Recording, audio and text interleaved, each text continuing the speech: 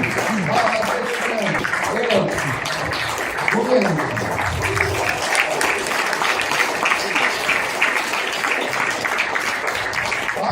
there's Alan. Hey.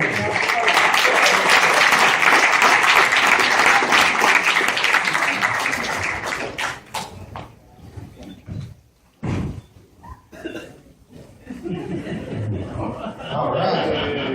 Good. Round of other things here. It's fun with Texas is fun. So thank you guys and girls for being here today.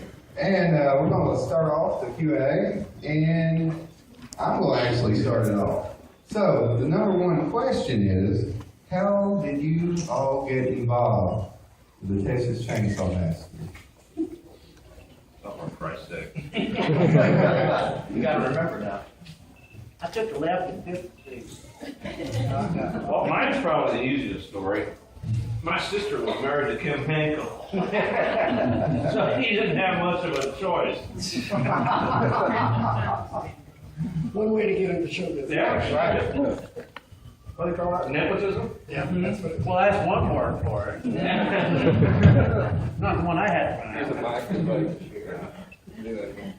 I don't know Here how you to go, say Ed. the word. Hi, Mike. Don't give him the mic.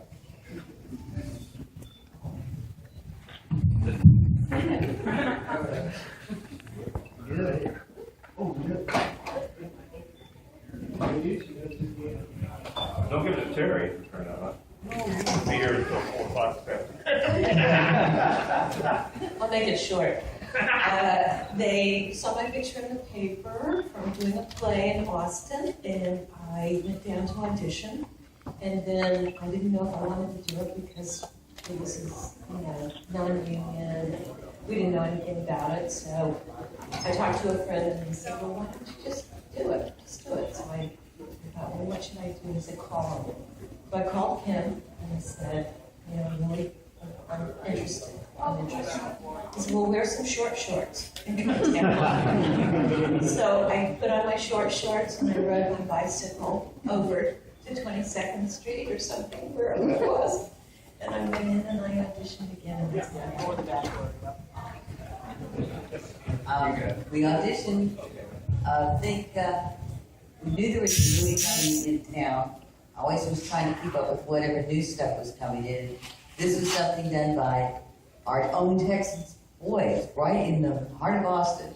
So I auditioned and got the part. It was just real luck, I guess. I was gonna say that I think there was a poster up in the drama department. Maryland and Ed and I were all drama. And so we saw it and an opportunity to do what we had been studying for forever and make money doing that was a very concept. So when I met Kim Hinkle, who was the author, or one of the authors, on some back steps of some building downtown, the various kind of meetings that we had, and we talked about the. That's where you had the audition, honey? Yeah, exactly. And we talked a little bit about what was involved, and a great experience. Which it was, except for the part in the van when the hitchhiker gets picked up. Otherwise,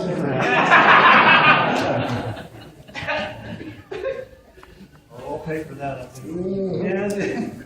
Yeah, we just come back from, back when they still let me drink, before they knew I was part Cherokee. The removal of clothing often was involved. So we had just come back from a liquid lunch, and the little girl ran out on the steps of the drama department and said, "Are you gonna be in the movie?" And we were lesbians. Thespians. We were thespians, and we were serious. We were doing stage shows. Serious acting. Yeah. And so we thought, movie? Who would be auditioning a movie in here? So we went and Toby Hooper was on. You're next. He had these little Clint Eastwood cigar things in his. Don't you hear me? He said, you tall guy, you be weird. All my friends went to the floor and said, oh, sir, you have no idea. So I thought, well, I'll have this guy on, because it's obviously.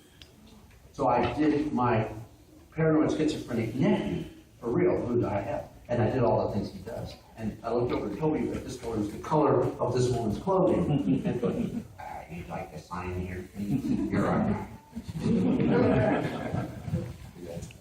I hope. Michael, let's see. I'll embellish a little bit. Kim Hankel was my brother-in-law.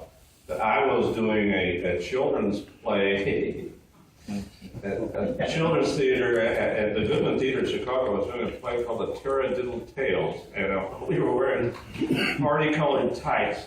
And I was like green on this side, green, yellow, you know, like Harlequin, you know, entertaining children 2 shows a day, 6 days a week for $150 a week. You're the Do the math. Yeah, I had to pay them that much.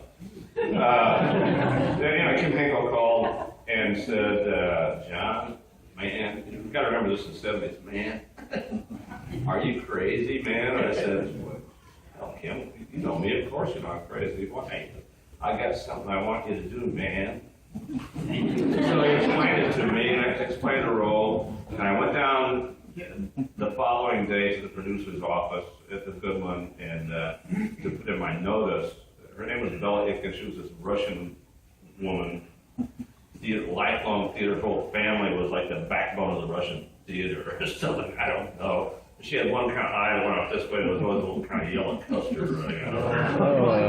It was a weird accent, you know. She said, when I told her what the role was, she said, this is a classic, Roddy McDowell would never have done Planet of the Apes if he had not been an established actor first. Then, about a month later, I was hitting Marilyn over the head with a sledgehammer.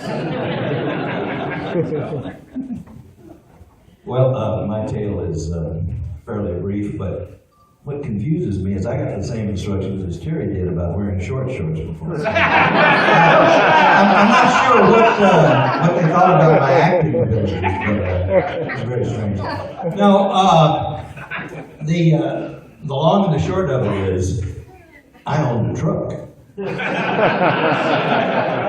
The last day of the shoot, I don't know, maybe the day before, somebody discovered they needed a truck. You can't get a Peterbilt or a diesel truck, from... Oh, I've had a couple bills. Oh, yeah. You can't get one of those from the, corner costume store. And so, as it happened, Bob Burns was an old buddy of mine. I'd known him sort of tangentially through college stuff. He was on the Ranger staff, which was a college humor magazine, and I saw it as an avenue to get drunk and meet girls by selling them on the corner of 24th and something in Austin, because there was always a party on Friday, right?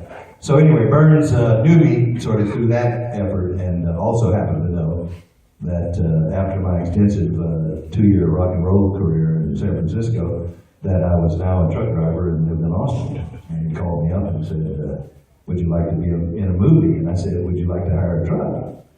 So I wasn't interested in being in a movie. And so he said, oh yeah, sure, come on. And so that's it. I took my truck and my silly, thin-soled green Italian leather shoes and headed out for what proved to be the most miserable day of my life. And at that point in time, running up and down the road. Did you do some of the incidental music for the film as well? No, I didn't. For some reason, I thought you had something to do with the music. I knew you were a musician. Yeah. This gentleman is way too modest. Tell them, no. Tell them your band. What? The band. Conqueror? Yeah. That's original Conqueror right there, ladies and gentlemen. Look it up. It's old. It's old, ancient, and little known, but at this point it's legendary. I think they all kind of go together, The elevators for the 13th floor elevator? Oh yeah, the elevators are not where we played with the elevators together for many, many years as a duo act, and went out to San Francisco. My first gig in San Francisco was at Golden Gate Park, And we were the babies on the list, on the bill. We were the opening act, and Santana was next, and then Janice was next. And it was like 200,000 people, you know, and here I am from Austin with Kind of touching. I'm from Austin with We want to know about backstage. yeah, right. And all I knew about was, you know, little clubs and free beer and maybe a fried chicken wing sandwich if we could get it for a penny, you know. And now we are looking at Golden Gate Park with this huge throng. And but that was a different story and a different life and not a movie yet. Mr. Danziger. Thank you so much. My story is a little bit different than my distinguished colleagues on the right, in that I was doing social work in Austin, and I happened. It's not. Okay, sorry. And so doing social work, I met a couple that Toby did his first movie, which was called Eggshells. How many folks here? Can I a show of hands who've seen Eggshells? That's what I thought. Yeah. And that movie was a cinema verite type of movie, which means there are no lines. It's kind of like somewhat. I've never heard. I didn't say on your lines.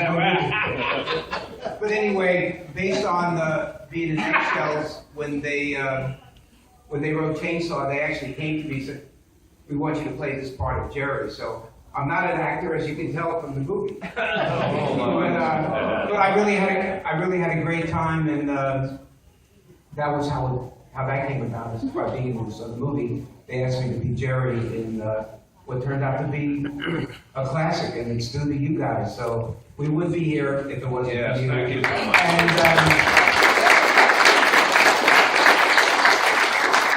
And you've given us that kind of shot in the arm that we never got. I mean, it was a massacre in terms of what happened to us, you know, with the movie, but this makes up for it, it really does. So thank you very much.